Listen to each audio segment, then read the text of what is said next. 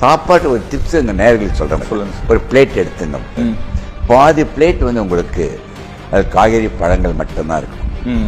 கால் plate நீங்கள் வந்து carbohydrate அரிசியோ கோதுமையோ, இன்னொரு கால் பிளேட்டு புரோட்டீன் சிறுதானியங்கள் நட்ஸு எல்லாம் வச்சுங்க. உப்பு வந்து ஒரு நாளைக்கு 3 to 5 கிராம் பர் டேக்கு மேலே சாப்பிடக்கூடாது. ஆயிலை நீ ரொம்ப குறைச்சி ஆயிலை குறைத்து ஆயிலை கூட்டுங்கன்னு எல்லாருக்கும் சொல்லிட்டு இருக்கேன். அதோட தண்ணீர் வந்து இந்த வெயில் காலத்தில் அதே சாப்பிடுது. 3 to 4 liters பர் டே நீங்கள் வாட்டர் சாப்பிடணும். ஏன்னா உடம்பில் வந்து 40 trillion செல்ஸ் இருக்குது. எவ்வளோ? 40 trillion.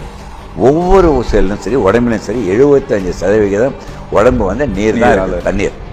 இந்த தண்ணீர் நீங்கள் ரீப்ளேஸ் பண்ணிக்கிட்டே இருந்தால் தான் எல்லா செல்ஸும் நீங்கள் வந்து வேலை செய்ய முடியும், இயங்கிக் கொண்டு இருக்கும். எல்லாத்துக்கும் மிக முக்கியமானது.